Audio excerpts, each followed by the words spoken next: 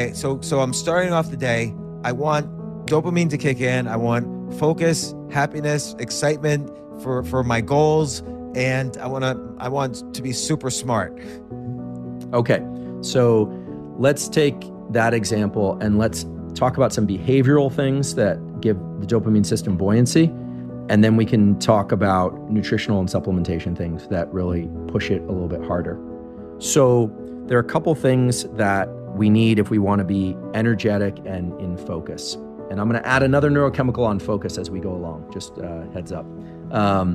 So if we want to have energy, we need that norepinephrine system working well. It works alongside a neurochemical called cortisol, and cortisol is always talked about as bad, this stress hormone, but you want cortisol high during the morning. You want it to peak in the morning and get you going. It's what wakes you up in the morning out of sleep, actually. And to do that, that's why I'm a big proponent of this, getting sunlight in your eyes first thing in the morning. And if it's in your practice, or you're inclined to do it, trying to get some movement first thing in the morning. You don't have to do your full bout of exercise. If you can do it in the morning, great. But you want to try and get some movement, maybe at least 10, 15 minutes. It could be a walk, could be a run, could be jump rope, could be jumping jacks, could be anything really, just movement. That's going to get the norepinephrine system primed because you have the adrenal glands, which sit above your kidneys, and they kick out norepinephrine and cortisol and get your system awake. Now, the dopamine system is really about picking a goal and a target. So this is why it's so crucial to identify what you're going to try and accomplish in, say, before noon or in the first hour of your day or the first 2 hours of your day. Really setting a goal, and even just setting that goal, you should just mentally reward yourself that you're on the right path for setting that goal. And to the extent that other things start to leap to mind, you should really try and push those aside and stay focused on that goal. The reason is, if you can stay focused on that, you're going to get the dopamine reward as you move forward. It's going to might feel a little tough depending on how well you slept or how poorly you slept. But if you reach that goal, you're going to feel a dopamine release. It's going to get you better at focusing on singular goals. Now, there's another way to get your dopamine in the morning that's going to take you off track. And I'm guilty of doing this. The other way to do it is to wake up, you feel kind of groggy, you are moving toward your goal, and you can also get your dopamine from picking up your phone and starting to flip through Instagram. You'll get your dopamine one way or another, but you're not really on a specific path unless your job is to go provide likes for someone that owns an Instagram account. So you want to pick a targeted goal and you want to move toward that goal. And ideally you do it in the early part of the day because it really does prime this dopamine system to be able to do that more regularly. So here's the thing that's really key is forward movement. Whether or not it's toward a cerebral or intellectual goal or it's physical exercise, literally forward movement triggers release of dopamine. My lab published a paper in 2018 in the journal Nature showing that forward movement, especially when there's a low level of stress in the system, when you're a little stressed, promotes the release of dopamine. Okay? Forward movement also quiets the activity of the amygdala, this threat detection center in the brain.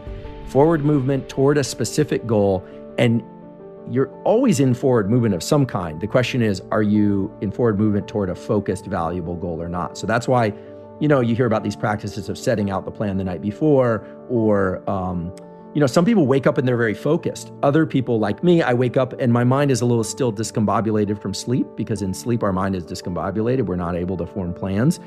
And it takes me a while to transition out of sleep. So I use 10 to 15 minutes of exercise as a way of amplifying that epinephrine and dopamine system. So I'm actually just moving towards something. This morning, I didn't have much time. I literally took a 10-minute jog. It's not my round of exercise, but it has me moving forward and it puts me on a path.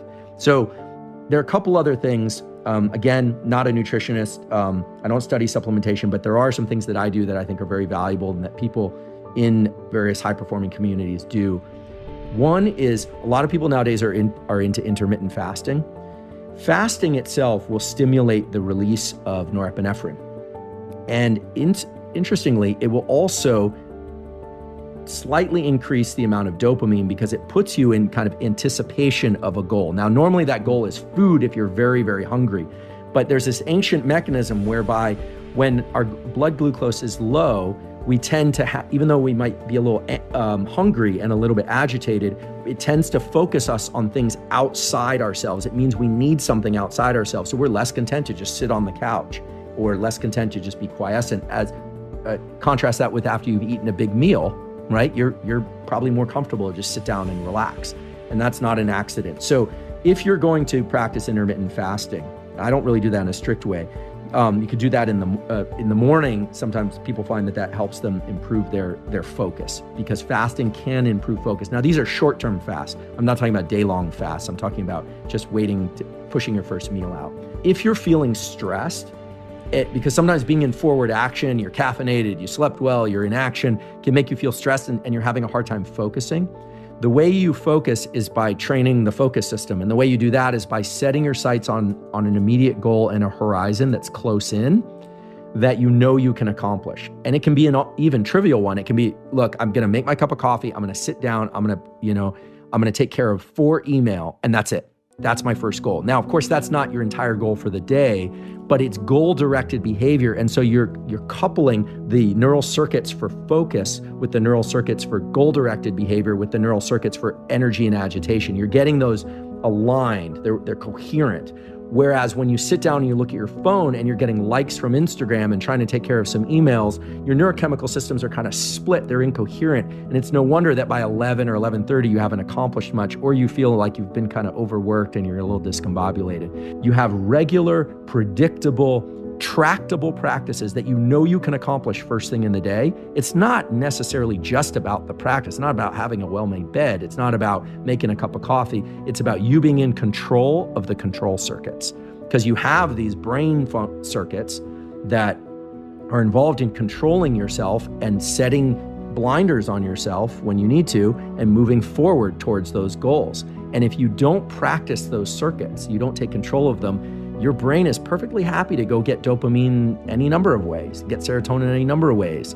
And so you can